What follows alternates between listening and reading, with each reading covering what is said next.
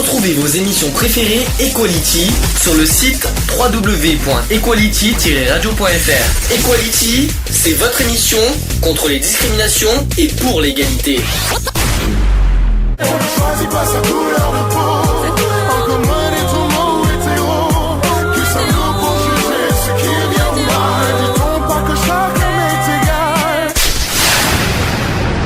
L'union fait la force. Le VIH se transmet chez les humains par voie sexuelle ou sanguine. Il se transmet également de la mère à l'enfant pendant la grossesse et pendant l'allaitement. Les T4 sont les globules blancs. Ils représentent le système de défense naturel de notre corps et ce sont eux qui sont détruits par le virus. Après la contamination par le VIH, on devient séropositif. L'infection par le VIH a la particularité de pouvoir rester silencieuse plusieurs années. Pendant cette période, les personnes séropositives peuvent transmettre le virus mais ne présentent aucun signe apparent de la maladie. Elles se sentent en bonne santé. Être séronégatif, ça veut dire que le VIH n'est pas présent dans notre corps. Le sida, c'est lorsque le système immunitaire est très affaibli par le VIH. Il perd alors sa capacité à lutter contre certains microbes, ce qui peut déclencher des maladies appelées infections opportunistes. On dit alors que la personne est malade du sida. Vous avez remarqué, il y a des petits messages que je vais passer par rapport à cette journée mondiale contre le sida auquel je vais en parler, de cette journée, à quoi ça correspond. Donc d'abord un petit extrait du message de Kofi Annan qui était secrétaire général de l'ONU, qui a dit: notre stratégie pour l'avenir doit être de donner aux femmes les moyens d'agir dans ce combat. Les véritables héros de cette guerre, c'est parmi elles qu'il faut les chercher et il nous appartient de leur fournir l'arme de l'espoir. Ça, c'était le message de Kofi Annan. Ensuite, en 1988, l'Assemblée générale a exprimé sa vive préoccupation devant la pandémie du sida, parce qu'on parle aujourd'hui de pandémie, c'est pas forcément, c'est pas une épidémie, c'est une pandémie. Notant que l'Organisation mondiale de la santé, l'OMS, avait choisi la date du 1er décembre 1988 comme journée mondiale du sida. L'Assemblée a souligné l'importance de cette manifestation, c'est la résolution 4315, et aujourd'hui, plus de 41 millions, alors j'ai les chiffres exacts de 2012, je vous en parlerai tout à l'heure, qui sont séropositives. Donc la 1er décembre est déclarée journée mondiale de lutte contre le sida. D'ailleurs, un petit passage, parce que s'il y en a qui sont ceux qui veulent se renseigner, quelques infos sur le sida, ceux qui sont contaminés, il y a SIDA-Info Service où vous pouvez les contacter au 0800 840 800. C'est un numéro vert gratuit, confidentiel et anonyme pour poser des questions sur le sida, accessible 24 heures sur 24 et 7 jours sur 7. Ça, c'était important à souligner. Cette journée donc est un temps fort de mobilisation et d'engagement pour agir dans les établissements scolaires.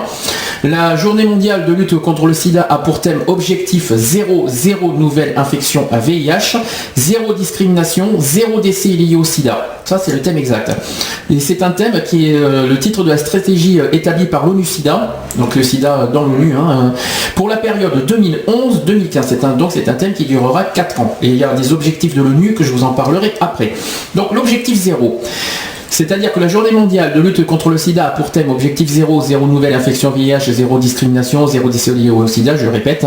Ce thème est le titre de la stratégie établie par l'ONU SIDA pour la période 2011-2015. Cette stratégie a comme enjeu de plusieurs points. Promouvoir les progrès mondiaux dans l'accomplissement des objectifs d'accès universel à la prévention, au traitement, aux soins et à l'appui en matière de VIH fixés par les pays. Deuxième point, de stopper et inverser la propagation du virus. Et troisième point, contribuer à la réalisation des objectifs du millénaire pour le développement d'ici à 2015. Deuxième point, c'est sur l'éducation et la sexualité. L'éducation nationale contribue à la politique nationale de lutte contre le sida. L'école est un relais essentiel pour transmettre les connaissances utiles sur la prévention contre le VIH et la perception des risques. D'ailleurs, la prévention et la responsabilisation et la solidarité sont indispensables pour enrayer l'épidémie du sida.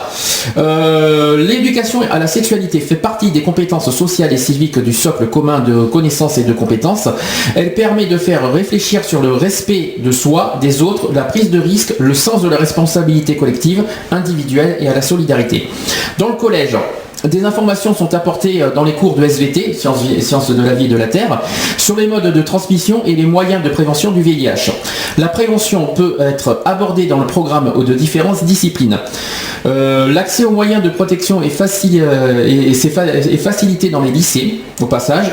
Et concernant un petit peu de prévention aussi, cette journée mondiale de lutte contre le sida, c'est l'occasion de rappeler que l'effort de prévention doit être pérennisé et renforcé dans les établissements scolaires. Les lycées sont équipés de distributeurs automatiques de préservatifs. Les lycées privés sous contrat qui ont fait la demande sont concernés. Les horaires d'ouverture des infirmeries, les numéros verts utiles, les coordonnées de structures locales d'information et de conseil et des centres de dépistage anonymes et gratuits sont affichés dans les lycées. Les délégués à la vie lycéenne contribuent à mobiliser les élèves. Ça c'est important aussi à souligner. Et pour la vie, alors ça c'est un dispositif d'information, de sensibilisation et de prévention du sida auprès des jeunes de 15 à 24 ans. SIDAction en partenariat avec le ministère de l'Éducation nationale, France 5 et la Ligue de l'enseignement l'a créé en 2005. Je précise pour pas qu'il y ait confusion, le SIDAction c'est le premier week-end du mois d'avril. Donc aujourd'hui, c'est pas du tout SIDAction. Le SIDAction, c'est au mois d'avril. Là, aujourd'hui, c'est la journée internationale contre le sida. Ça n'a rien à voir. C'est deux choses différentes. Ensuite, pour la vie, donc ça permet de réfléchir sur la prévention, aussi d'être mieux informé sur le sida et les infections sexuellement transmissibles, de parler de la prise de risques, de créer un mouvement de solidarité autour des personnes touchées, lutter contre les préjugés et les discriminations. Ça, c'est très important. Il y a aussi des outils multimédia qui sont envoyés gratuitement dans les collèges, lycées, centres de formation d'apprentis, les fameux CFA, les associations, les missions locales et les services municipaux. Les équipes éducatives peuvent les utiliser pour préparer et animer les actions auprès des élèves. Il y a aussi un VIH Pocket Film. Voilà, pour ceux qui n'étaient pas au courant. Donc VIH Pocket Film, c'est un support de prévention basé sur les films issus du concours organisé le 1er décembre 2009 par SIDAction et le Centre régional d'information et de prévention du sida, le CRIPS. Ce DVD-ROM propose une sélection de 12 films ainsi que des ressources pédagogiques et d'information conçues pour faciliter la préparation et la mise en œuvre de séances de prévention sur le VIH et le sida sur différentes thématiques. Donc il y en a plusieurs, il y a la prise de conscience des risques, la responsabilisation individuelle et collective et la lutte contre les discriminations. Je tiens à préciser que notre association est dans la lutte contre toutes les formes de discrimination, c'est pour ça qu'on en parle. Est-ce que tu veux souligner quelque chose par rapport à tout ce que je viens de dire? Non, est-ce que par rapport à la lutte dans les collèges et les lycées, alors peut-être faire une comparaison, est-ce que toi dans les années 90 t'as vu des préventions contre le sida? Est-ce que... le problème c'est qu'on pouvait en parler, on en parlait très peu encore. Oui, continue. Oui, j'ai un souci de micro, mais... Non, c'est moi. Voilà, et c'est tout. C'est juste que maintenant, la prévention, elle a été faite, mais c'est en projet de s'améliorer, puisque c'est vrai que c'est pas ça qui fait que les jeunes prennent des risques autant. Le fait d'en parler au niveau des collèges, des cours de SVT, automatiquement, ça n'empêche pas que les jeunes prennent des risques tous les jours. Alors les jeunes sont quand même les plus concernés. Alors, oui. parce qu'on a non mais le problème c'est que tout le monde est concerné par ça, et le problème c'est que les jeunes ils prennent les cours, mais moi c'est mon impression que j'ai maintenant, c'est qu'ils prennent les cours et ils en retiennent ce qu'ils veulent. Pardon. Bon, alors j'ai les chiffres tout frais de 2012. En fait, c'est des chiffres qui sont tombés en 2012 pour 2011. Alors en fin 2011, on note 34 millions de personnes qui vivaient avec le VIH dans le monde. 2,5 millions ont été contaminés et 1,7 million sont décédés de maladies liées au sida, selon les chiffres de l'épidémie publiés ce mardi 20 novembre. L'ONU SIDA annonce une chute de plus de 50% des nouvelles infections à VIH dans 25 pays, alors qu'il reste 1000 jours pour atteindre les objectifs mondiaux de la riposte au sida. De plus, le nombre de personnes ayant accès au traitement antirétroviral a augmenté de 63% sur les 24 derniers mois, et les décès liés au sida ont diminué de plus de 25% dans le monde entre 2005 et 2011. Le nouveau rapport de cette journée mondiale de lutte contre le sida intitulé « Résultats du programme commun des Nations Unies » montre qu'une accélération sans précédent de la riposte au sida génère des résultats au profit de personnes. Le rapport indique que le nombre de nouvelles infections à VIH a été réduit de plus de 50% dans 25 pays à revenus faibles ou intermédiaires.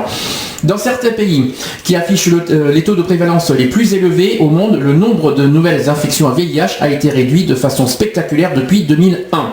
De 73% au Malawi par exemple, on note aussi 71% au Botswana, que je connais pas, 68% en Namibie, 58% en Zambie, 50% au Zimbabwe et 41% en Afrique du Sud et au Swaziland.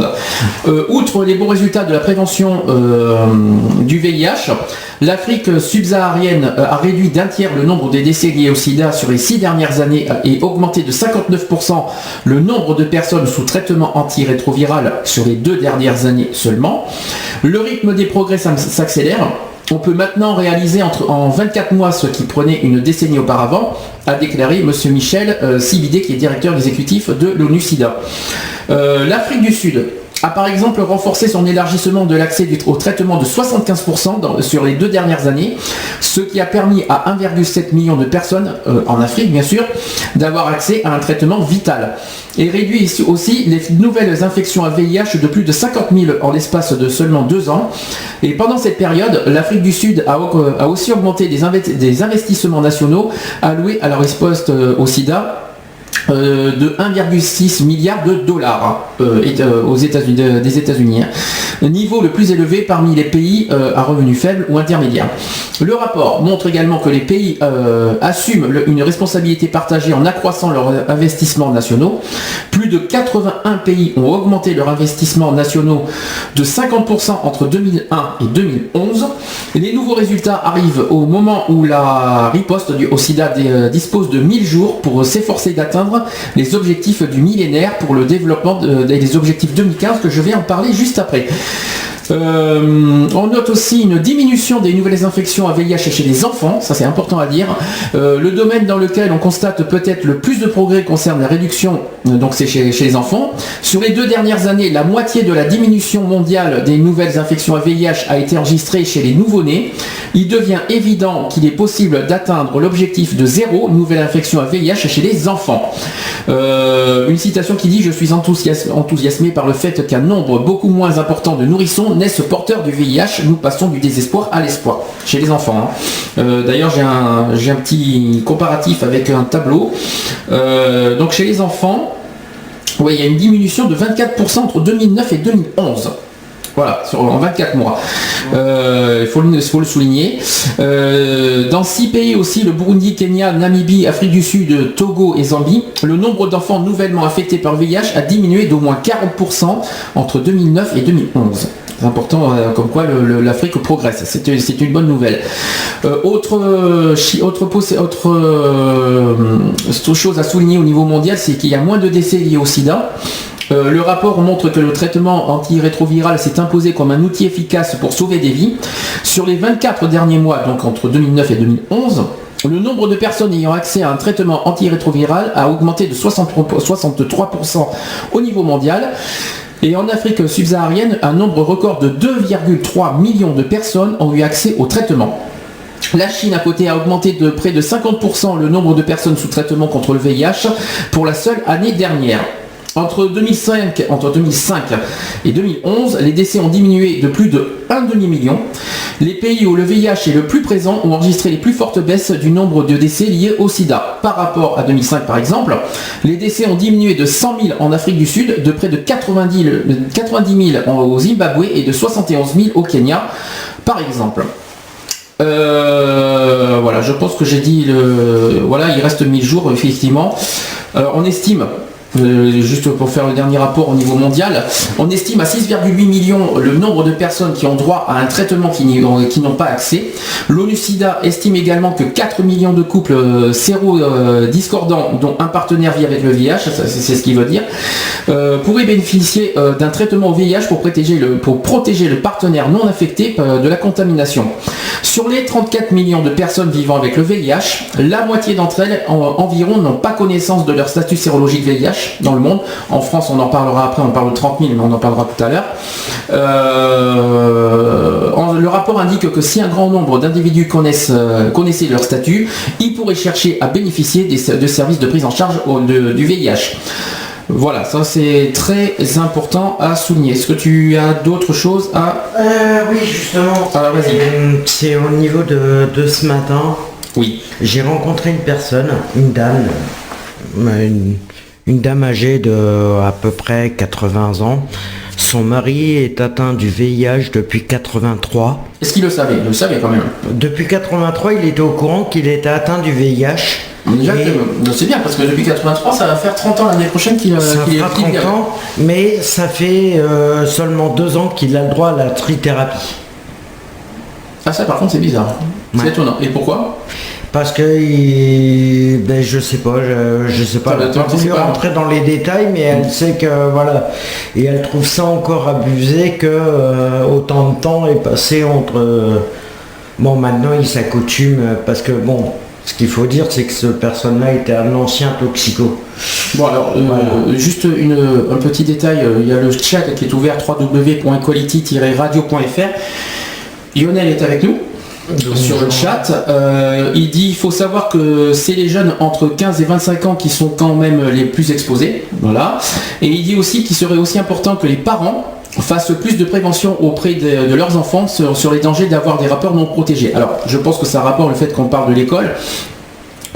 C'est bien que l'école fasse de la prévention, mais c'est vrai que les parents, la famille même en général, fassent aussi un petit peu de... Les parents et la famille en général sont les premiers, avant l'école, sont les premiers à faire de la prévention au niveau des enfants en disant que les risques, voilà, le risque zéro n'existe pas, même si jusqu'en 2015 c'est ce qu'ils veulent atteindre, le risque zéro. Or, le risque zéro, c'est-à-dire zéro risque, quoi. Oui, que personne risque d'être contaminé. C'est ça en fait le but de 2015. Oui, mais de toute façon, automatiquement, le risque il n'existe pas. Le risque zéro, alors c'est vrai, contamination il n'existe pas. Le but c'est de faire prendre conscience aux gens du danger du sida. Alors le problème du jour, et on va en parler, je vais faire un petit peu le bilan de la France, c'est qu'il y en a malheureusement à l'heure d'aujourd'hui, beaucoup qui sont contaminés du sida qui ne le savent pas. Oui, voilà. Ça c'est le gros problème. Donc, voilà. Donc quand ils ne le savent pas, et ben forcément il contamine une personne par relation sexuelle ou sanguine. Justement, ils pensent que voilà, mais bon. Pourtant c'est un geste simple à faire. Il suffit de chaque année, et ça c'est ce chaque année il faut faire un dépistage, soit par les centres de comment ça s'appelle les centres de dépistage. Non, c'est pas forcément le centre de dépistage. Il y a à Bordeaux par exemple, on a les centres des examens gratuits là. Ah oui, tout ce qui est même dans les laboratoires, c'est gratuit. Après il y a l'association AIDS qui offre des dépistages gratuits. Donc chaque année, une fois par an, il faut se faire dépister. C'est un geste citoyen. Ouais, ça protège tout le monde. Pour les personnes, par exemple, pour les personnes qui travaillent, ils sont obligés de passer une visite médicale. Et pourquoi la plupart ne le savent pas? C'est parce qu'ils ne le demandent pas. Tu crois que oui. C'est-à-dire que certains ne le savent pas. Oui, parce que tu es en train de me dire que certains ne le savent pas parce qu'ils font pas d'examen. C'est ça que tu veux dire. Voilà. Ils font pas le geste qu'il faut. Non, mais même ils passent leur visite médicale du travail, mais ils approfondissent pas les recherches. Ils disent, par exemple, le médecin du travail lui pose la question s'il veut faire le test du VIH, la vérification du test. Ça devrait être obligatoire finalement quand il réfléchit. Normalement, c'est vrai que ça devrait être obligatoire, mais là apparemment les personnes refusent. Dans les centres d'examen gratuits, je crois que c'est devenu obligatoire maintenant. Hein. Dans les centres d'examen gratuits, c'est devenu obligatoire, il me semble maintenant. C'est devenu obligatoire, mais pas dans le... Là, on parle de Bordeaux, parce qu'on ne sait pas dans les autres villes, mais pour Bordeaux, en tout cas, c'est devenu obligatoire, il me semble. Et pour la médecine du travail, c'est pas encore devenu obligatoire. Ça, par contre, ça devrait être... Normalement, ça devrait être le premier qui aurait dû être obligatoire. Et or, c'est pas le cas. Alors, je sais pas, pour la médecine du travail, je suis désolé, je suis pas spécialiste là-dessus. C'est mon examen moi l'année dernière quand je suis rentré en formation.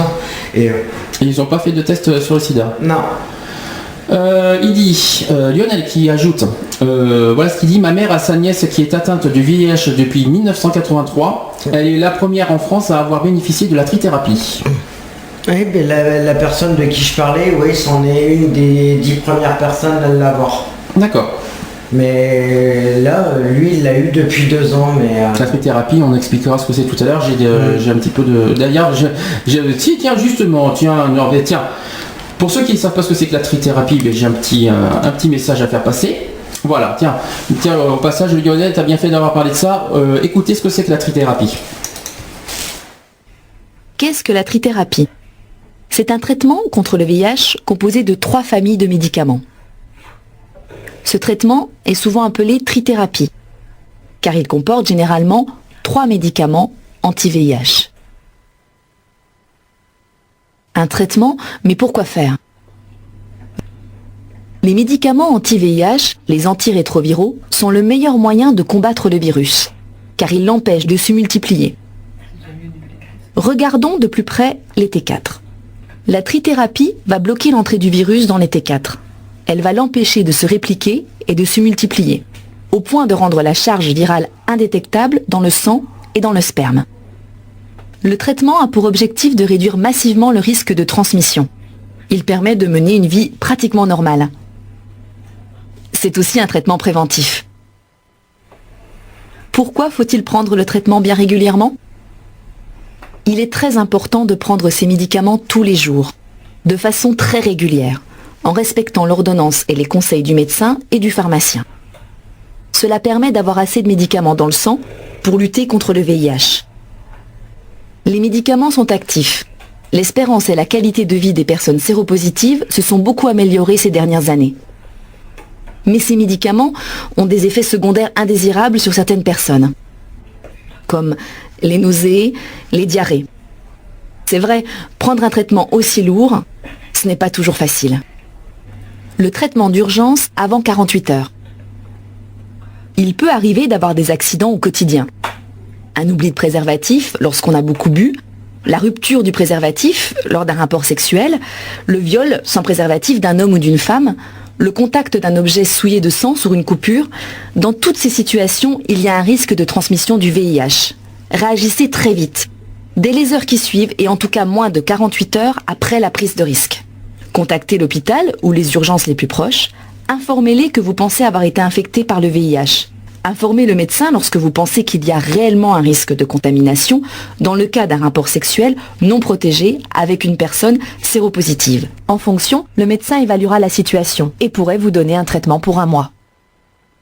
Voilà, c'était donc un bon petit sujet de la trithérapie. On a entendu quelques moyens de contamination à la fin, je ne sais pas si vous en avez bien entendu.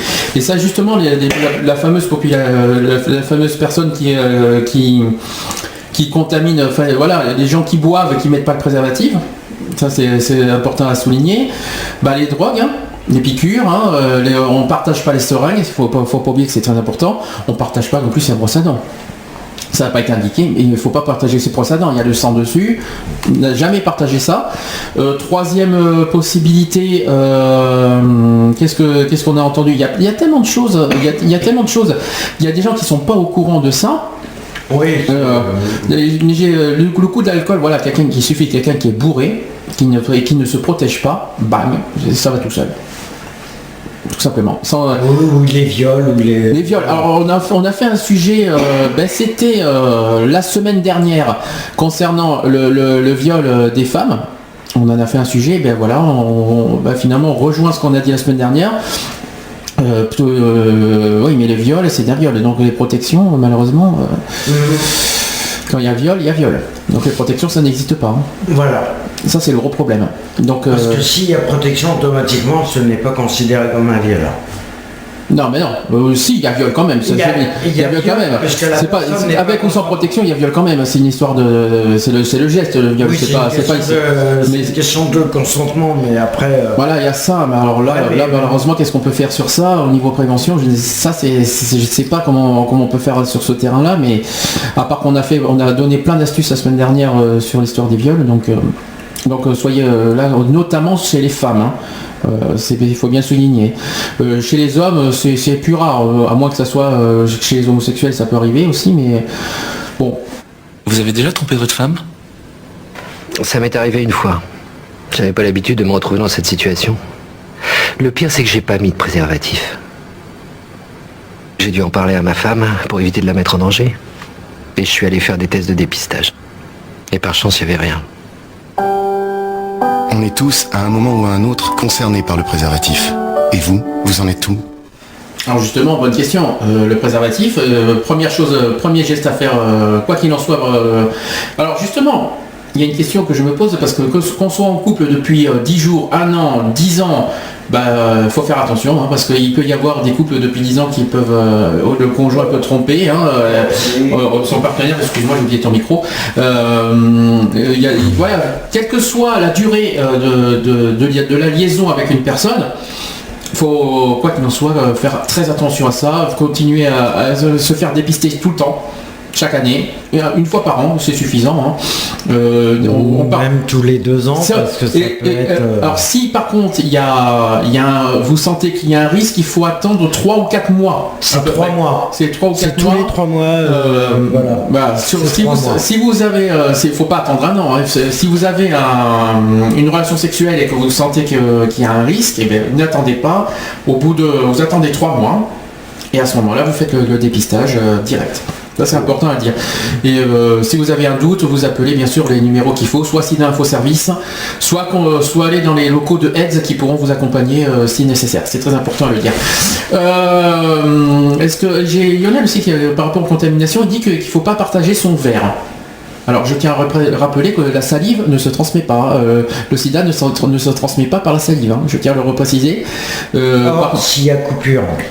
Ah oui, s'il y a coupure, mais ça c'est encore autre chose. S'il y a coupure de la lèvre automatiquement, du moment qu'il y a une plaie, aucun objet ne doit être transmis.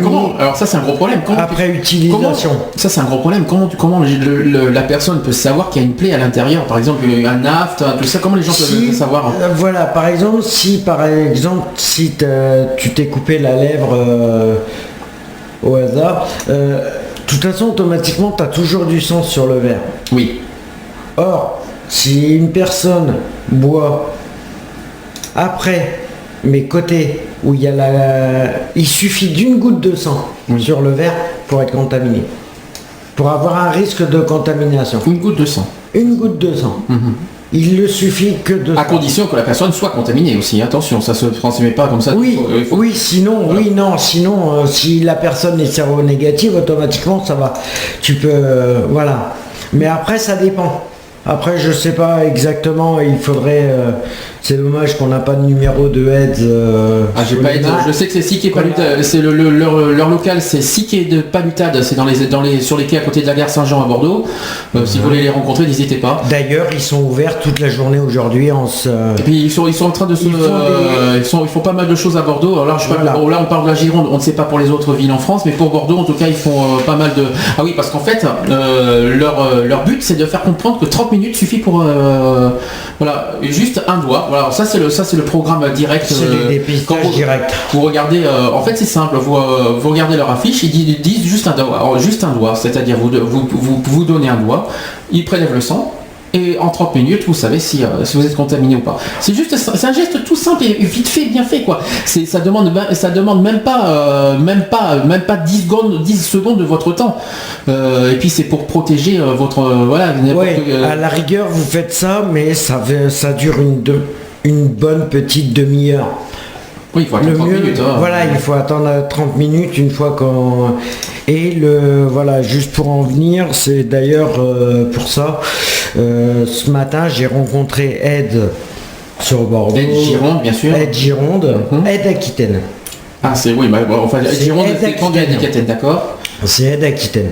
Et ils font là sur Bordeaux actuellement, dans les locaux de Ed, ils font des dépistages rapides. J'ai le programme de Ed, sachant qu'ils font pas que dans leurs locaux, ils vont faire aussi dans 2 saunas cet après-midi, Sonatière et Sauna Victor Hugo. Si je ne me trompe pas, je les ai sur moi les programmes de AIDS, j'en parlerai tout à l'heure. Et ils sont actuellement là actuellement dans les locaux de Aids, je crois à 14h. Il y a une équipe qui est dans les locaux de Aids. Il y a une équipe qui est partie cours de l'Isère avec un véhicule. Il y en a un sur la place des Capucins. Capucins qui est à côté de Saint-Michel. À côté du marché, juste au niveau de... Voilà. Et au Gyrophare. Voilà, donc n'hésitez pas. Ce soir, à partir de 18h, ils seront au Gyrophare. Il y a une équipe là-bas. Alors, toute personne habitant à Bordeaux ou alentour, si vous voulez faire un geste, n'hésitez pas à d'aller dans ces locaux. Les deux saunas, comme j'ai dit, sauna Thiers et le sauna, je crois que c'est Victor Hugo, que je ne me trompe pas. Il faut que je retrouve les programmes sur moi. Le Gyrophare, c'est 16h. Je crois que c'est 14-16, je crois que c'est Gyrophare, si je me trompe pas. Gyrophare, c'est 16-18 ou 14-16, je ne sais plus. Je sais qu'actuellement, jusqu'à 16h, c'est dans les locaux de Aids. Voilà, c'est actuellement jusqu'à 16h. Jusqu'à 16h, c'est aussi quai de Palutade. Allez-y maintenant, si vous habitez à côté, n'hésitez pas, allez tout de suite. C'est pas grave, décrochez votre la radio, allez-y de suite. Ensuite, voilà. Je crois que c'est 16h-18h pour le jeu. De toute façon, c'est simple comme bonjour. Hein, j'ai le programme sur moi, donc on va pas se casser la tête. Pour Bordeaux. Programme de Aids Gironde par rapport à Bordeaux, si je l'ai sur moi. Parce qu'il faut ouvrir, hein. Vous savez que ça niveau informatique, faut ouvrir les choses. Et bien c'est pas celui-là, raté. Essaye encore. Est-ce que tu veux dire quelque chose en attendant? En attendant, je voulais juste, avant que la musique passe, je voulais juste déjà féliciter tous les bénévoles qui font partie de Aids, des collectifs SIDA, et voilà, et tous les artistes qui se mobilisent. Aussi en tout cas, oui, un grand. On dédicace effectivement cette émission à tous les bénévoles qui se mobilisent partout en France par rapport à la lutte contre le sida. Donc c'est important à le signaler. On va passer à la table suivante. On a fait les chiffres dans le monde. Maintenant, on va revenir un petit peu sur la France parce que les chiffres sont tombés tout fraîchement depuis hier. En France, ce sont 150 000 personnes qui sont porteuses du virus du sida, dont 30 000 qui ne le savent pas. Alors ça c'est vraiment la campagne actuelle que tout le monde se mobilise. C'est sur les 30 000 qui ne le savent pas. C'est sur ça qu'on se forge et qu'on doit se sensibiliser. Donc malheureusement cela pose un véritable problème. Pour elle d'abord car plus les malades sont prises en charge plus tôt, mieux ils sont soignés. Pour les autres aussi car ces malades cachés risquent de propager le virus sans le savoir. L'enjeu est donc de dépister ces malades, voilà ces fameux 30 000 personnes concernées. Donc on appelle ça l'épidémie cachée du sida. Ces personnes porteuses du virus qui ne le savent pas, ce serait au conditionnel 30 000 en France. Et pour cette journée de lutte contre le sida, je rappelle c'est aujourd'hui, les professionnels de santé s'inquiètent. Ces personnes atteintes sans le savoir risquent en effet d'infecter d'autres personnes. De plus, elles ne peuvent pas bénéficier d'une prise en charge précoce. C'est très important de le souligner, ça peut-être les gens ne le savent pas. L'enjeu est donc important, explique le professeur Jean-François Delfrécy, le directeur de l'Agence nationale de recherche sur le sida, qui cite, et voilà ce qu'il dit, il faut mieux cerner qui fait partie de cette épidémie cachée, il faut aussi mieux cibler le dépistage avec une proposition de dépistage généralisée portée par les généralistes, il faut aussi oser parler de dépistage ciblé par les populations plus à risque que d'autres, d'accord ? Depuis novembre 2010, les associations ont le droit de proposer un dépistage rapide en prélevant une goutte de sang sur le doigt, c'est ce qu'on vient d'expliquer. Le résultat est délivré en quelques minutes, on parle de 30 minutes. L'association Aids pratique un dépistage ciblé et les résultats sont prometteurs. Depuis le début de l'année, Aids a ainsi réalisé près de 13 000 tests en France, dans ses locaux et hors les murs. En France. Bruno Spire qui explique on a 30% de personnes jamais dépistées. Le président d'Aids, donc Bruno Spire, qui souligne aussi qu'on a un taux de séropositivité jusqu'à 3,5% parmi ceux qui cumulent plusieurs vulnérabilités comme la migration et l'homosexualité. D'accord, la fameuse population risque, donc je préfère pas trop en parler. L'association AIDS a par ailleurs constaté une vraie demande de dépistage chez les gens. Quand Bruno Spire qui dit que quand on est présent dans la rue ou dans des bus de dépistage, on est parfois obligé de refuser du monde. Ça c'est triste par contre. L'an prochain, 2013, AIDS espère monter en puissance. L'association redoute toutefois une baisse des subventions. En 2012 déjà, dans la région PACA, son budget a été amputé de 30%.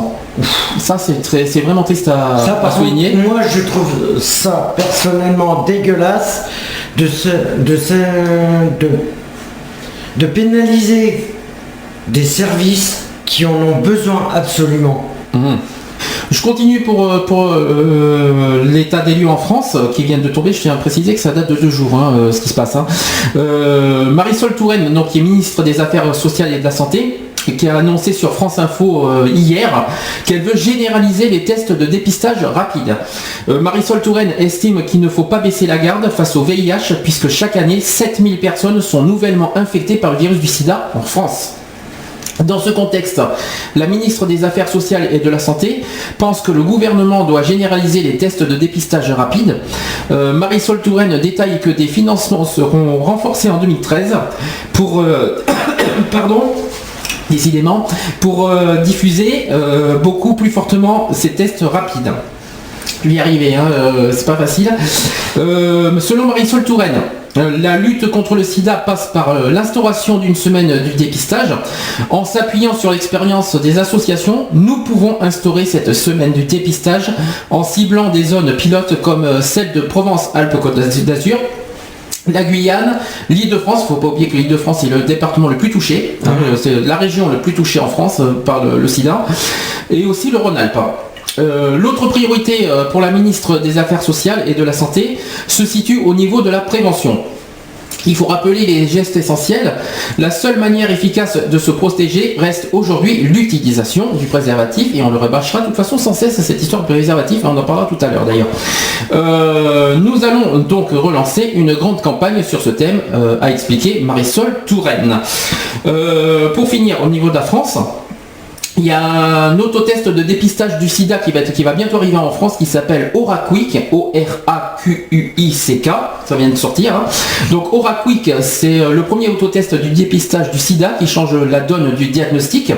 La commercialisation cet automne sur le marché américain par la société Orazer, et ça coûte $40 aux États-Unis.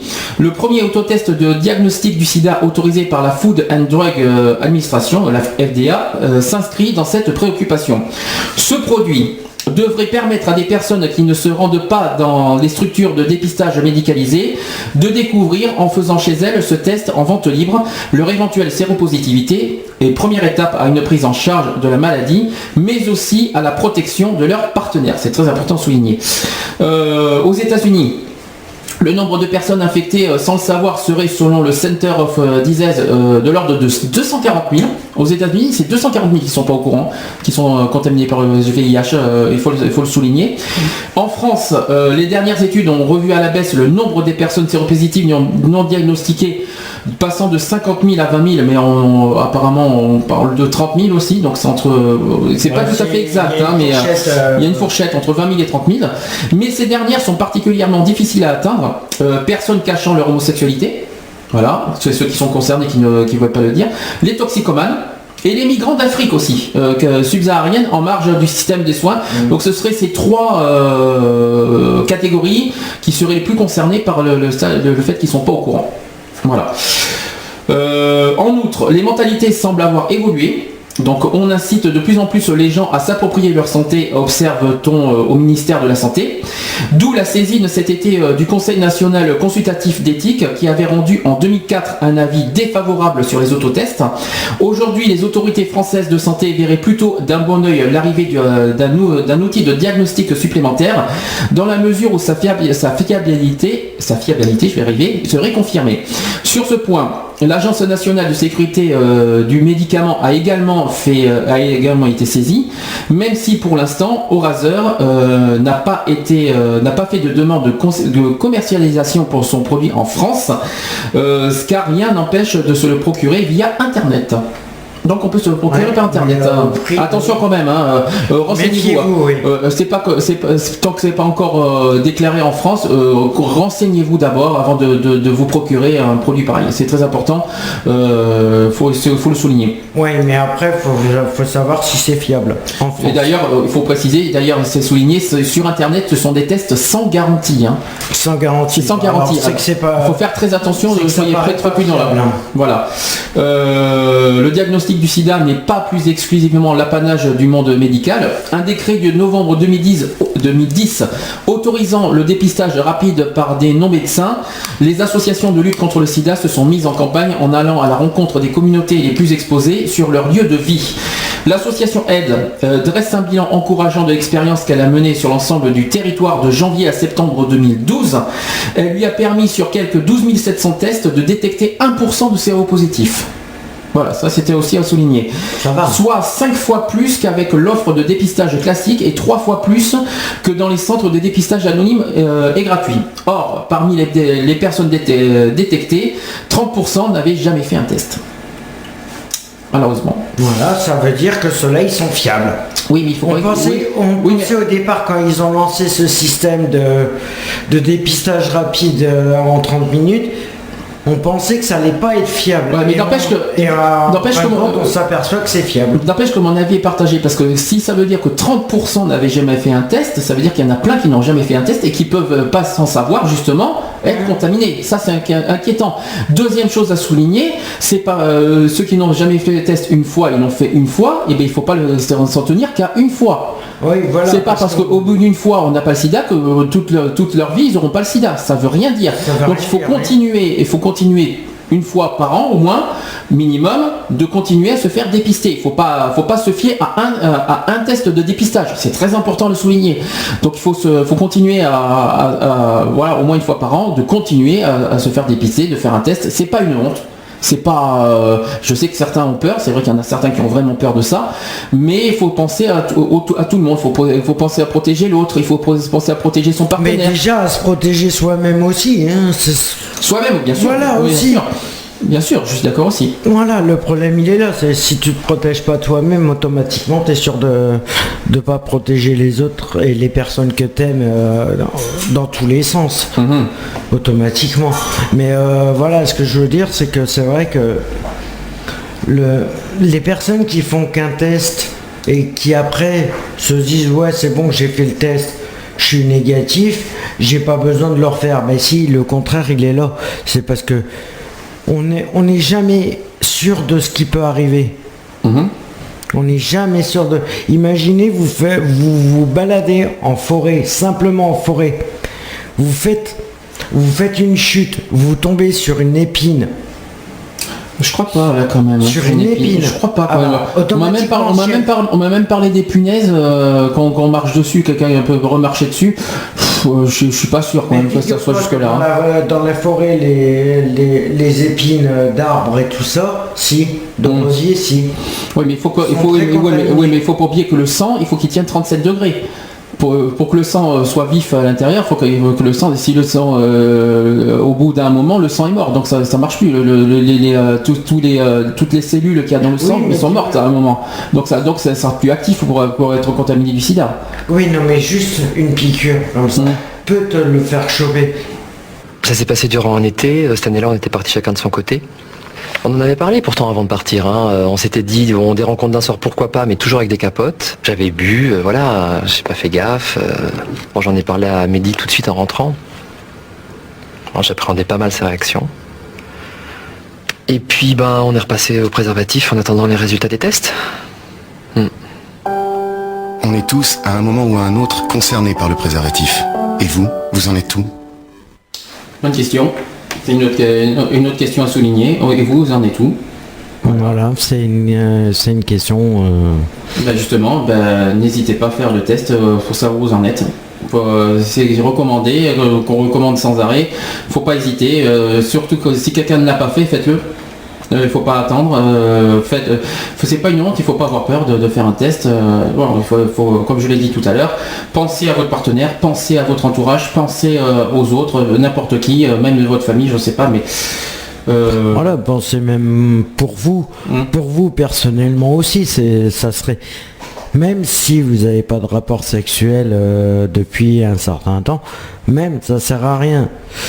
C'est pas que ça sert à rien, c'est simplement que voilà, ça vous rassurera et voilà, vous serez rassuré et voilà, et ça n'engage rien. Alors, en plus c'est gratuit et c'est anonyme, qu'est-ce que vous risquez? J'ai juste un truc à dire au niveau national, parce qu'on je vais pas parler que de l'Aquitaine, parce qu'on sait que la population, enfin les pourcentages qui sont les plus élevés de ces décontaminés, ce sont les homosexuels. Je tiens quand même à préciser un détail important. Faut arrêter de dire aussi, de se mettre en tête que c'est uniquement les homosexuels qui sont touchés par le VIH et qui contaminent tout le monde par le VIH. La preuve, on vient de signaler pour l'Aquitaine, mais c'est pareil pour le national, parce que c'est pas loin non plus. Il y a 10% de décalage. Les hétérosexuels sont autant concernés par le VIH. Il faut arrêter de mettre sans arrêt sur le dos les homosexuels et que c'est la faute des homosexuels qui a le sida. C'est faux. Alors il va falloir qu'on m'explique dans ce cas, si les homosexuels sont concernés, expliquez-moi comment on a pu, en tant qu'homosexuels, contaminer les hétéros. Alors, par Saint-Esprit peut-être? Mais voilà, le problème il est là, c'est que comment un homo aurait très bien... Comment il aurait pu faire pour... Alors je sais ce qu'on va me dire, il y a les bisexuels, ça n'arrange, ce n'est pas là, c'est pas ça le problème, c'est que non, c'est juste qu'ils se sont mis en tête que les homos sont des gens d'une autre catégorie et du coup le problème il est là, il vient de ça. On est tellement catalogué de façon à ce que oui c'est... Il faut faut que la faute soit rejetée sur quelqu'un. Automatiquement, on se base sur l'homosexuel. Alors déjà, le sida est apparu en Afrique. Automatiquement. C'est pas nous qui avons vécu en Afrique, ou alors on a raté un épisode. Ensuite, on dit que c'est la faute des homosexuels parce qu'apparemment le premier était un homosexuel. C'était un homosexuel qui était atteint, oui. Mais bon, est-ce que pour autant tous les homosexuels, est-ce que c'est une raison de mettre responsable tous les homosexuels? Il faut arrêter les conneries, quoi. La preuve, puisque je viens de le dire, les hétérosexuels sont presque autant concernés au titre pourcentage. Il y a 10% de décalage. C'est vrai que les premiers concernés, c'est les hommes ayant des rapports avec d'autres hommes, parce que c'est pas les lesbiennes qui sont plus concernées, c'est les hommes, les fameux ASH, c'est ce qu'on dit. Voilà, ça ce sont les premiers concernés. Ensuite, il y a les hétérosexuels. Donc les hétérosexuels, je suis désolé, vous êtes concernés. Il faut arrêter de mettre sur le dos sans arrêt les homosexuels par rapport au SIDA. Point final. On est tous concernés par le SIDA, qu'on soit homo, qu'on soit hétéro, qu'on soit bi, qu'on soit trans, n'importe quoi. Tout le monde est concerné par le SIDA. C'est pas la faute c'est pas la faute de l'autre, c'est la faute de soi-même. Faut se protéger. Tout le monde, faut se protéger et faire attention et être prudent aussi à ce que l'autre personne soit pas contaminée et qui se protège aussi. Il faut se protéger soi-même et aussi faire aussi à ce que l'autre personne se protège. Donc tout le monde se protège. Et donc c'est la faute de les responsables, c'est nous-mêmes. Tout le monde. C'est nous-mêmes. C'est tout le monde qui sommes responsables. Voilà. Donc, c'est pas on est tous responsables quelque part. Mais c'est à nous d'être aussi des responsables, de se faire dépister, de faire attention, d'être prudent, de faire au niveau des relations, de pas se dire ah ben non j'ai pas envie de porter un préservatif. Non, je suis désolé, le préservatif on le porte. Quand une première relation sexuelle, on ne fait pas le coup. Si vous n'êtes pas sûr par rapport à quand vous allez entamer les rapports, les premiers rapports par exemple pour un nouveau couple qui se forme, si vous avez peur de quoi que ce soit, faites les tests avant de faire les premiers rapports, comme ça vous êtes sûr. Tout à fait. Vous êtes sûr de savoir s'il faut vous protéger ou pas. Mais même sans ça, protégez-vous, c'est le seul moyen de... Le préservatif, bien sûr, premier réflexe, le préservatif. Une chose que je voulais dire, c'est que dans tous les lycées, que ce soit lycée professionnel, normalement et même dans les entreprises, il devrait y en avoir.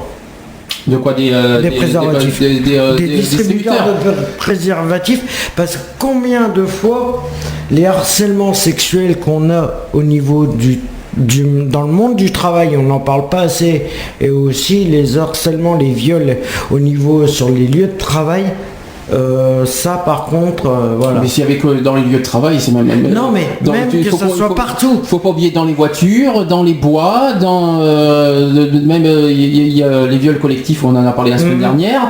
Voilà, il faut tous ces genres de personnes sont concernées par ça, et que pire que ça, c'est qu'ils ne le savent pas. Tiens, d'ailleurs, tu parles des viols collectifs, ça me rappelle une histoire que j'ai eue la semaine dernière. C'est sur Troyes, il y a 3... Oui, parce que tu étais à Troyes, il faut pas oublier que pendant 15 jours tu n'étais pas à Bordeaux, tu étais à Troyes. Oui. Et il y a au moins 6 ou 7 jeunes qui vont être jugés pour un viol collectif. Oui, mais qui n'a rien à voir avec le sida. Non, mais en fin de compte, c'est 6 jeunes qui se sont, un soir en sortant de boîte, une gamine de 17 ans qui s'est fait violer par 6 gars. Et là, les 6 sont mis en examen et déferlés au parquet pour viol collectif. Comment fait-on pour se protéger lors d'un rapport sexuel ? Pour les hommes, il faut prendre un préservatif. Mais avant de le mettre, il faut vérifier 2 choses. D'abord, qu'il soit bien attesté de la marque CE, conformité européenne, qui veut dire qu'il répond aux normes européennes. Ensuite, que la date de péremption ne soit pas dépassée. Il faut ouvrir sur un côté, en faisant très attention de ne pas le déchirer. Donc, pas avec les dents et pas avec des ciseaux. C'est une très mauvaise idée. Voilà, comme ça, tout doucement. Placez sur le sexe en érection, en chassant l'air du réservoir. Puis, le dérouler jusqu'à la base du pénis. Si vous sentez que celui-ci est sec, n'hésitez pas à mettre du gel lubrifiant. Il est fait à base d'eau et fourni avec le préservatif. Ou alors l'acheter en flacon. Lorsque le rapport sexuel est terminé, il faut faire bien attention à se retirer avant la fin de l'érection. Et non pas lorsque le sexe est au repos. Ensuite, faire un nœud et jeter le préservatif à la poubelle.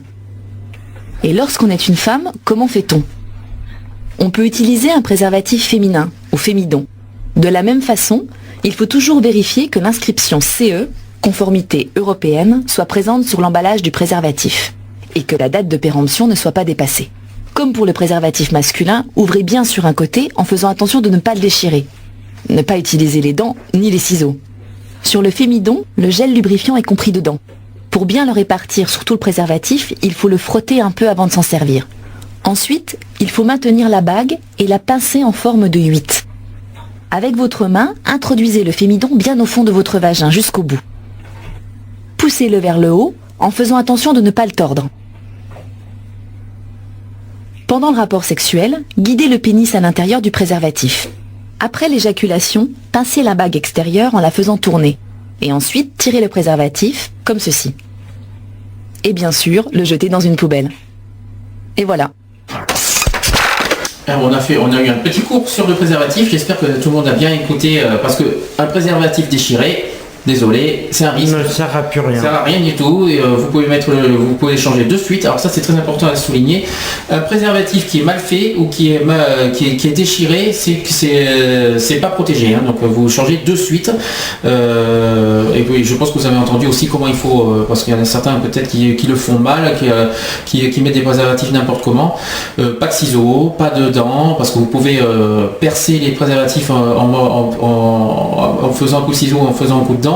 Donc surtout, voilà, sur le côté il y a des petites rayures, des petites pointes là. Avec vos doigts, vous arrachez tranquillement. Faites attention délicatement, hein, pas comme des sauvages en disant ça y est, non, c'est fragile quand même, c'est du caoutchouc, c'est pas du béton non plus. Donc soyez prudents là-dessus, là aussi, au niveau du préservatif, soyez, voilà, si vous voyez qu'il y a un trou, oubliez-le. Ça c'est très important à le souligner. Est-ce que tu as quelque chose à rajouter là-dessus sur ce point-là ? Non, c'est juste qu'il faut les utiliser à chaque rapport, c'est tout, voilà. Et... On va faire un peu de prévention. Est-ce que tu te rappelles ce que veut dire le mot sida ? Alors je répète que sida c'est pas un mot, ce sont des sigles. Donc est-ce que tu sais ce que ça veut dire ? Je me souviens plus, mais je sais que c'est... Syndrome. Le S. Ensuite. Immunitaire. Non, c'est pas immunitaire, mais c'est presque ça. Donc syndrome. Le I c'est immuno. Le D c'est déficience. Le A c'est acquise. Chez les Anglais, eux, ils disent AIDS, c'est-à-dire que les lettres sont différemment placées. AIDS, acronyme, alors c'est Acquired Immune Deficiency Syndrome. Donc, c'est comme, donc le sida, c'est un ensemble de symptômes consécutifs à la destruction de plusieurs cellules du système immunitaire par un rétrovirus. Le sida est le dernier stade de l'infection par ce virus et finit par la mort de l'organisme infecté des suites de maladies opportunistes. On parle en France de sidéen ou de sidaïque, pour ceux qui sont porteurs du sida. Au Canada, on parle de sidatique. Voilà, pourquoi pas. Il existe plusieurs rétrovirus responsables du sida, chacun infectant une espèce particulière. Le plus connu d'entre eux est le virus de l'immunodéficience humaine, le fameux VIH, infectant l'homme. Les autres virus sont parmi d'autres le VIS. Alors ça par contre, peut-être que tu ne le savais pas. Alors ça c'est quelque chose qu'il faut souligner. Est-ce que tu sais ce que c'est que le VIS et le VIF ? VIH c'est pour les hommes, d'accord ? VIF c'est pour les femmes ? Non, VIF, non, VIF et VIF c'est pas pour les chats. Alors VIS. VIF c'est pour les femmes ? Non, VIF c'est pour les félins, c'est les chats. C'est pour les chats ? Oui, parce que les chats peuvent être porteurs du sida, je tiens à le préciser, ça existe. Bon. Oui, ça existe. Et VIS c'est les singes. Oui, ça, les singes, je le savais, mais les chats, je le savais pas. Voilà, pour ceux qui ne savent pas... Pour les félins, je le savais pas. L'homme, c'est VIH. Oui, ça...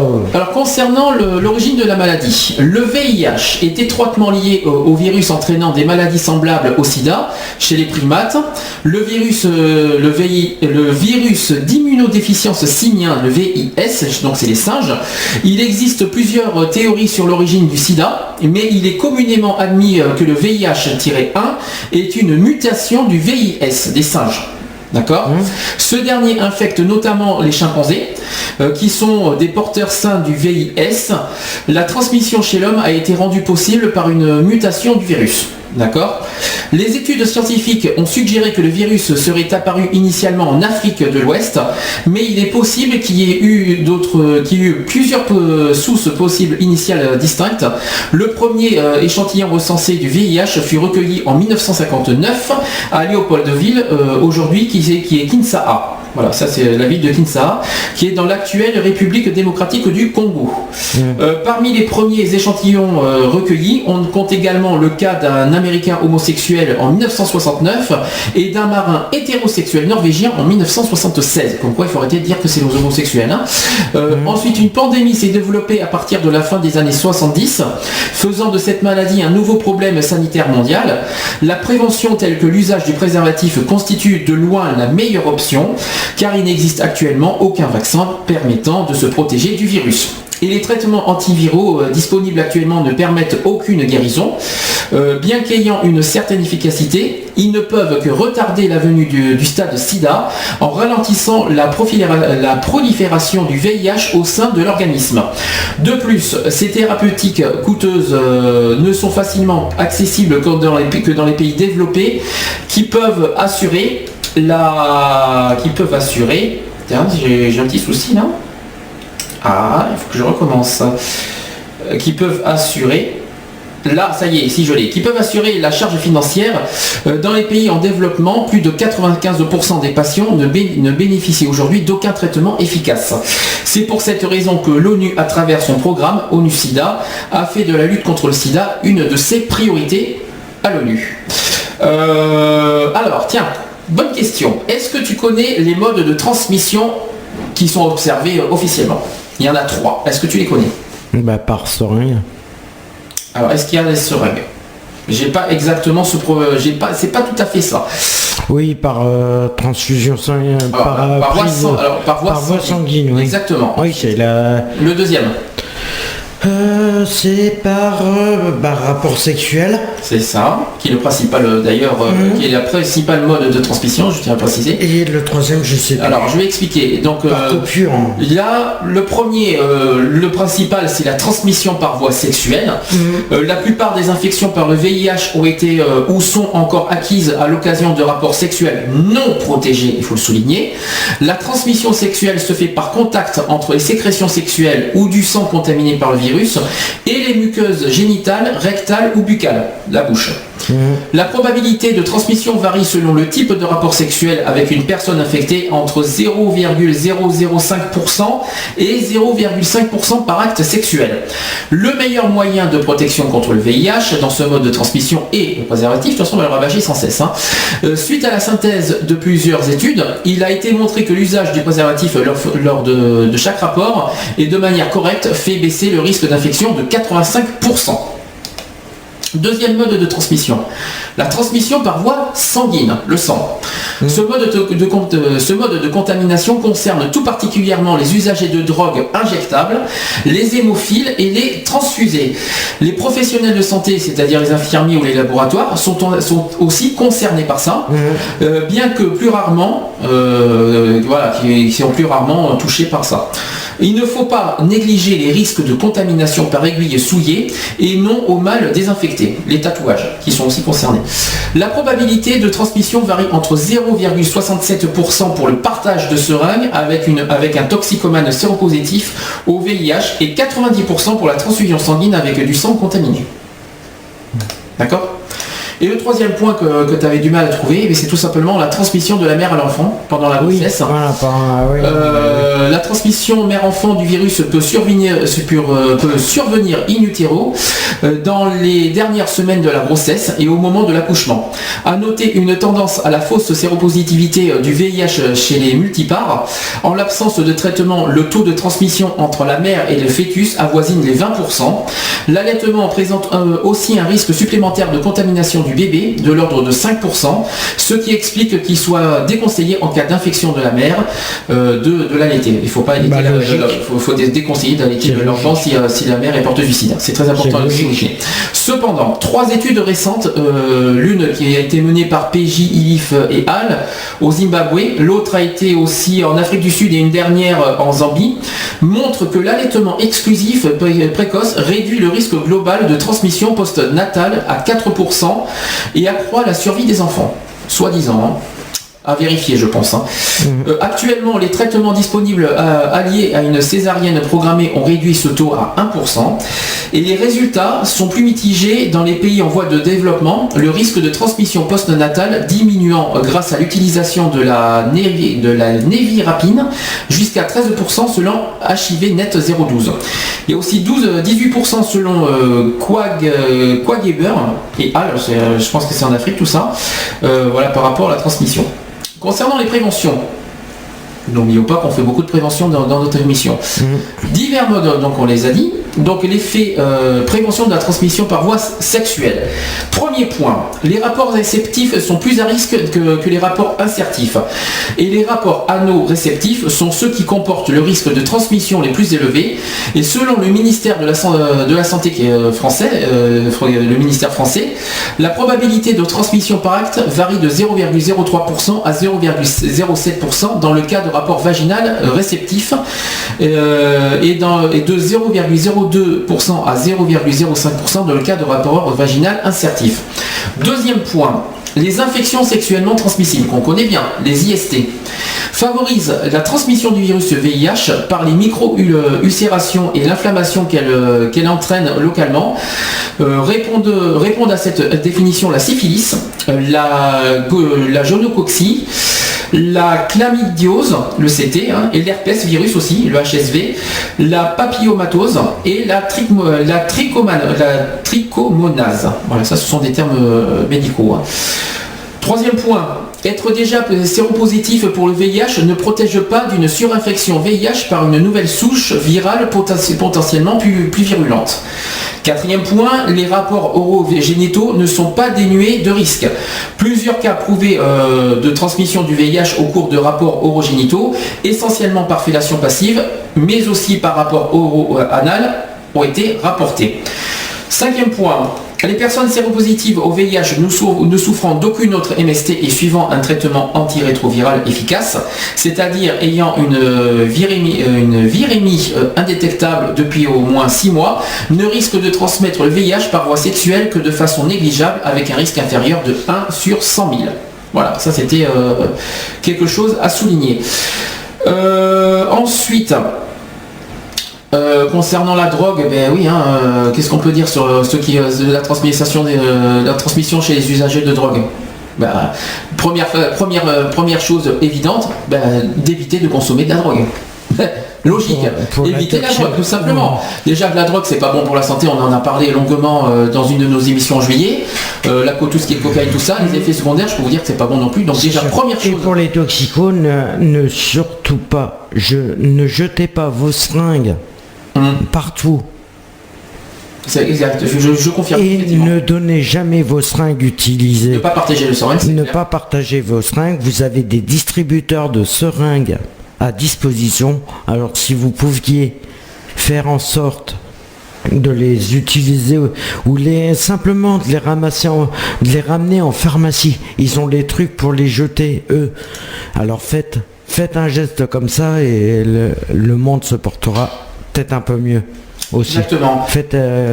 Protégez-vous un maximum et protégez les autres aussi. Alors, deuxième point, d'ailleurs on souligne que les drogues comme la cocaïne, l'héroïne et le cannabis entre autres sont des corps toxiques étrangers. Faut quand même le souligner. Oui, non mais oui, c'est sûr que c'est... Et ces drogues provoquent donc une réponse immunitaire plus ou moins aiguë, dépendant de la nature de la substance, de sa concentration et de la fréquence à laquelle elle est consommée. D'accord ?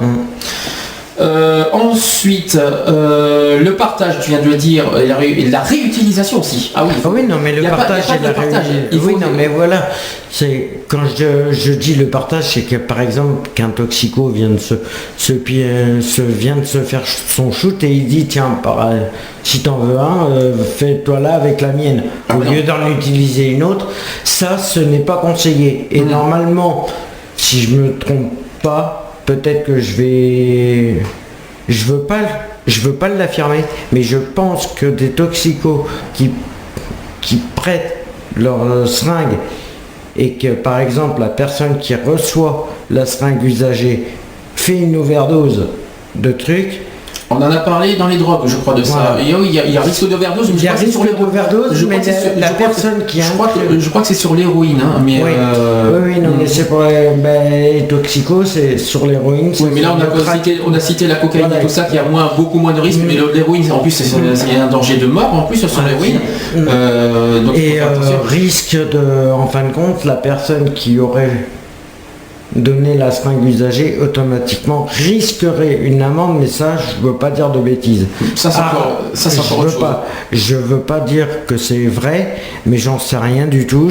C'est pour ça, si on pouvait me donner les éléments de savoir s'il y a un risque de pénalisation par rapport à ça, ça serait pas mal. Autre point important qu'il faut souligner, parce qu'on n'en a pas parlé encore, le risque d'infection par le virus du sida peut être augmenté lorsque la personne à l'origine de la contamination est porteur du VIH, mais aussi d'un virus de l'hépatite A, B ou C. Ça veut dire que ça augmente encore plus. Et dans ce cas très particulier, la surinfection simultanée est même à envisager, voire test VIH par rapport à ça.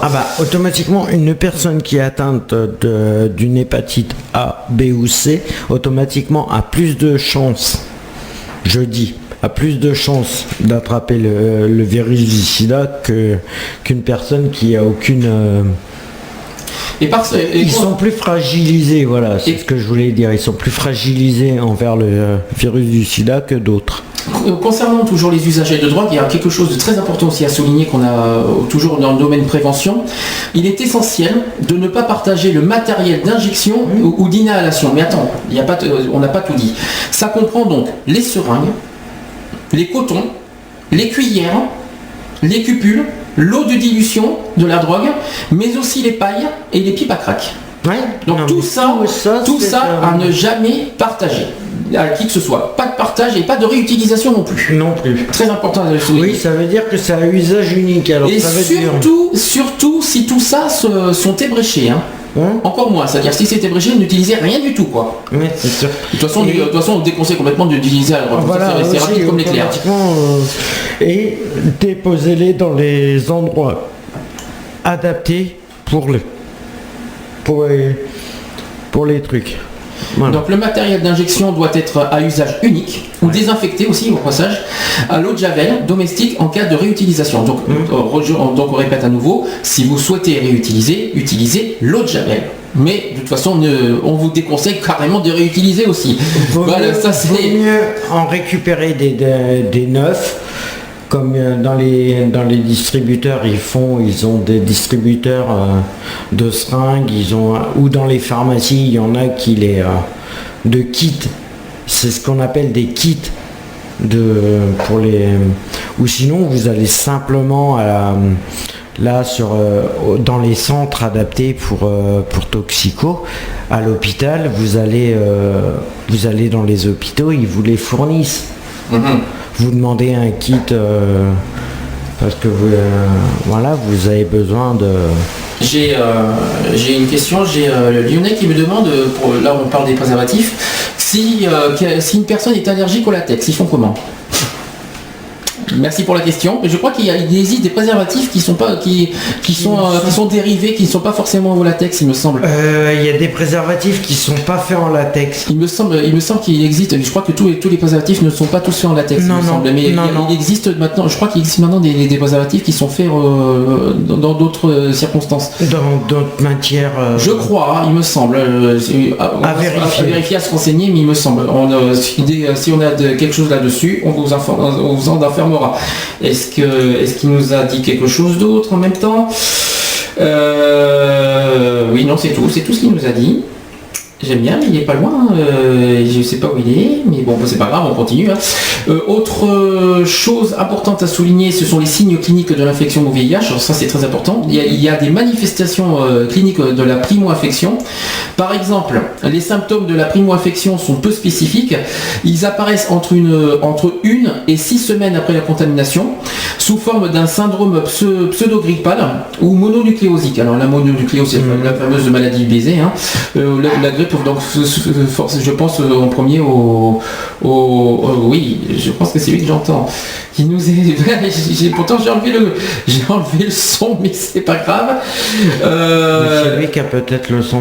Oui, voilà, c'est pour ça. Mais là, il a des soucis surtout avec son ordinateur. Je disais donc on parlait de la donc ça apparaît entre 1 et 6 semaines après la contamination sous forme de grippe ou de mononucléose. La fièvre est quasi constante, accompagnée de céphalée, de myalgie et d'asthénie aussi. Les signes associés sont une angine aussi, ou une pseudo-membraneuse comme une mononucléose infectieuse et une éruption cutanée maculopapuleuse touchant essentiellement le tronc et la face. Peuvent s'y associer aussi des ulcérations cutanéo-muqueuses superficielles, surtout génitales et buccales. Ensuite, dans plus de la moitié des cas, apparaissent au cours de la deuxième semaine des adénopathies multiples, cervicales, axillaires et inguinales. Tout ça, ce sont des termes médicaux, je suis désolé. Des manifestations digestives à type de diarrhée avec douleur abdominale sont présentes dans un tiers des cas. La durée d'évolution d'une primo-infection est en moyenne de 2 semaines. Ça, il fallait aussi le signaler. Concernant les manifestations critiques dans d'autres stades, en l'absence de dépistage précoce et donc de traitement, tant prophylactique que curatif, de nombreux patients découvrent leur séropositivité au VIH au stade SIDA, à l'occasion de l'apparition d'une maladie opportuniste. La liste en est longue, donc il y a les atteintes pulmonaires, donc on parle de pneumocystose, la tuberculose. Je tiens à préciser que la tuberculose, normalement, il y a un vaccin pour ça. La pneumopathie interstitielle. Ensuite, il y a aussi au niveau de la digestion, aussi au niveau de la diarrhée. Neurologique aussi, par exemple la toxoplasmose cérébrale, entre autres. Ensuite, des manifestations dermatologiques comme la dermite séboréique ou la sarcome de Kaposi. Et aussi des manifestations aux yeux oculaires, rétinite à cytomégalovirus qui peut entraîner une cécité au niveau de la vue. Ça, c'était les manifestations cliniques. Alors, c'est vrai qu'on a parlé de beaucoup de termes médicaux, mais c'est important à souligner. Et pour finir, il nous manque les traitements. Voilà, c'est la dernière chose à dire au niveau du sida. Donc à l'heure actuelle, on tient à le répéter, alors il n'y a aucun traitement à l'heure actuelle qui permette de guérir du sida. Il faut le souligner, ça permet d'allonger la vie.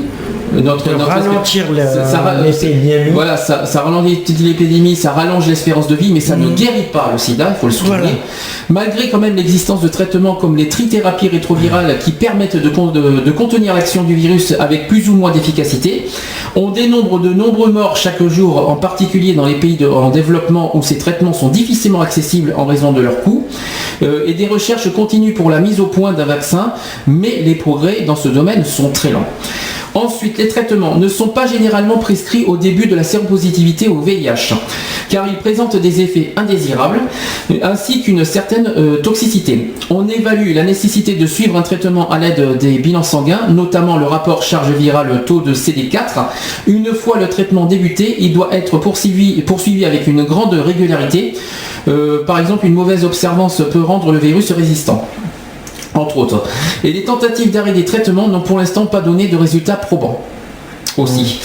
Les principaux effets indésirables à court terme de ces traitements, il y a la fatigue, les maux de tête, les troubles digestifs comme la nausée et la diarrhée, la fièvre, les plaques rouges sur la peau. Et après plusieurs mois de traitement, on peut aussi remarquer une lipodystrophie, c'est une graisse disparaissant du visage pour aller sur le ventre pour les hommes et aussi pour les cuisses pour les femmes. On peut aussi parler de dyslipidémie, c'est une augmentation du cholestérol et des triglycérides, ainsi qu'une perturbation du métabolisme glucidique, c'est une mauvaise assimilation du sucre surtout, qui peuvent survenir. Et certains de ces effets indésirables peuvent être atténués par une activité physique adaptée ou une adaptation des traitements médicamenteux. L'espérance de vie actuelle sous traitement chez le sujet jeune est infecté peut dépasser 35 ans maintenant. Voilà, c'est souligné. Donc les traitements actuels donnent une espérance de vie de 35 ans. D'où pourquoi tu as eu affaire encore, je pense à des gens qui sont à 30 ans aujourd'hui, 35 ans, mais c'est selon aussi l'organisme de chaque personne, c'est selon le... Oui, après ça dépend des défenses immunitaires. C'est ça, exactement. Ça se développe, ça peut se développer plus rapidement ou moins rapidement selon les personnes. Mais bon, c'est vrai qu'il y a beaucoup de... Selon, et comme tu dis,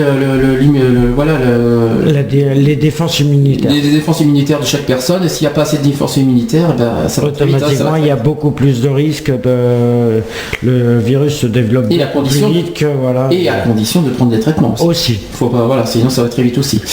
Et on souligne aussi que néanmoins sur 80 000 personnes actuellement sous traitement en France, 80 000, 27 000 sont en état d'échappement virologique. La réplication du virus n'est pas maîtrisée par le traitement.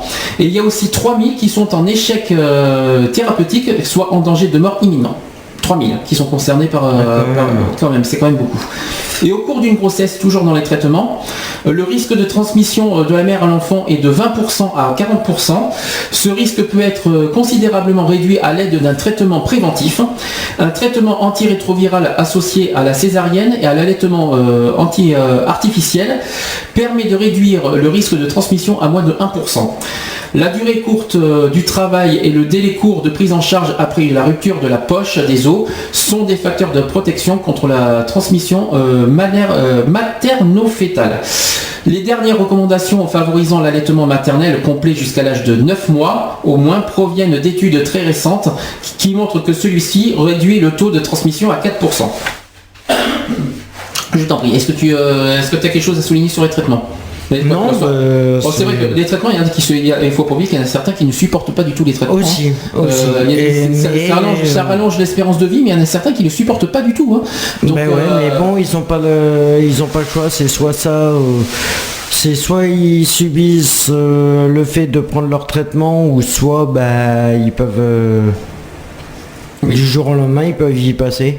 Alors pour qu'il passe du jour au lendemain, il faut qu'il soit au stade final, parce que...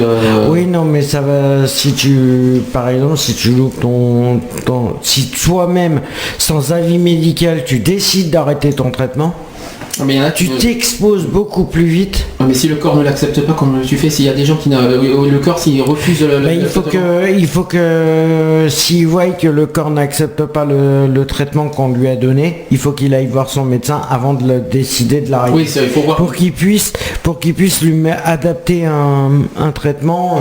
Bon, après, il n'y a pas 4 milliards non plus de médicaments. Mais bon, voilà, après c'est... Mais quoi qu'il en soit, tu as raison, il faut toujours s'éloigner au médecin et pas arrêter de soi-même. Voilà. C'est important. En 1983, le virus du sida est découvert. Les chercheurs et les médecins s'attaquent au problème. Et en 1986, ils mettent au point la molécule AZT.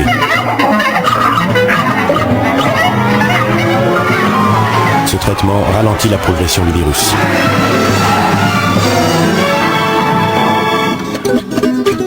En 1996, de nouveaux traitements permettent de vivre plus longtemps et en meilleure santé. En 2001, les traitements empêchent la transmission du virus de la mère à l'enfant dans 99% des cas. Et aujourd'hui, la prise de traitement est simplifiée. Beaucoup de progrès ont été faits, mais tout ça ne sert à rien si vous ne vous faites pas dépister. En France, 50 000 personnes sont atteintes par le VIH sans le savoir. Faites-vous dépister. Radio BDC One sur bdc1.com. Bon, aujourd'hui c'est 30 000, mais on estime entre 20 000 30 000. C'est vrai que la fourchette n'est pas tout à fait exacte, mais c'est vrai qu'il y a l'année dernière ou il y a 2 ans, on avait parlé de 50 000 qui ne savent pas. Ils ont revu à la baisse le chiffre. Voilà. Est-ce que tu veux dire quelque chose là-dessus ? Non, pas spécialement, mais bon, s'il y a des personnes qui veulent réagir... Le téléphone est allumé, les amis. 05 56 95 71 26, c'est le standard de BDC One si vous voulez nous joindre en direct et nous dire 2 petites choses par rapport au sida, vous donner votre avis, votre opinion sur tout ce qu'on a dit aujourd'hui. Je voulais finir par les 10 objectifs que l'ONU a par rapport à l'ONU SIDA pour 2015. Je répète que la campagne actuelle de cette journée mondiale contre le sida se déroule sur 4 ans jusqu'en 2015 et l'ONU s'est fixé 10 objectifs pour 2015, donc je vais les citer ces 10 objectifs. Alors premier objectif, réduire de moitié la transmission du VIH par voie sexuelle, y compris parmi les jeunes, les hommes ayant des relations sexuelles avec des hommes et dans le cadre du travail du sexe. Deuxième objectif, éliminer la transmission verticale du VIH et réduire de moitié la mortalité maternelle liée au sida. Troisième objectif, empêcher toute nouvelle infection au VIH parmi les consommateurs de drogue. Quatrième objectif, assurer l'accès universel aux thérapies antirétrovirales pour les personnes vivant avec le VIH admissibles au traitement. Cinquième point, réduire de moitié le nombre des décès dus à la tuberculose parmi les personnes vivant avec le VIH.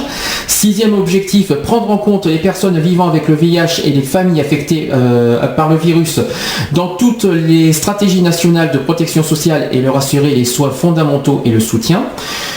Ensuite, réduire de moitié le nombre des pays dotés de l'eau. Je continue. Autre point sur les objectifs de l'ONU, abroger les restrictions à l'entrée et au séjour liées au VIH dans la moitié des pays qui se sont dotés. Ensuite, répondre aux besoins des femmes et de filles liées au VIH dans la moitié des ripostes nationales au VIH. Et enfin, 10e objectif et le dernier, c'est zéro tolérance pour la violence sexiste. Donc tout ça, c'est les objectifs de ce 1er décembre jusqu'en 2015. Est-ce qu'ils vont aboutir les 10 objectifs ? Tous, peut-être pas. Moi, j'ai un doute sur certains points qui paraissent un petit peu trop optimistes. Mais voilà, je pense que certains sont possibles. Certains sont largement possibles si tout le monde y met de la volonté et tout ça. En revanche, est-ce que tout est vraiment, est-ce que tous les objectifs vont être atteints ? Voilà, j'ai un gros doute quand même. Je suis vraiment pas sûr, notamment sur certains sujets qui sont un petit peu justes. C'est sûr que là, on pourra peut-être pas tout avoir. Réponse en 2015. On verra ça en 2015. Voilà, ça c'était donc le sujet du sida. Alors le téléphone ne fonctionne pas, je suis très surpris, je ne sais pas ce qui se passe. Pourtant je l'ai allumé, mais il n'y a pas de tonalité au niveau téléphone, donc il y a un souci technique au niveau téléphone. Si la technique de la radio m'entend, il y a un problème avec le téléphone, comme ça le message est passé. Nous allons passer. Tu veux faire une petite conclusion avant que je lance le petit jingle la seule conclusion que je peux faire, c'est juste Utilisez tous les moyens de protection que vous pouvez avoir. Voilà, et pour protéger les autres, mais pour vous protéger vous-même aussi. Retrouvez nos vidéos et nos podcasts sur www.equality-podcast.fr.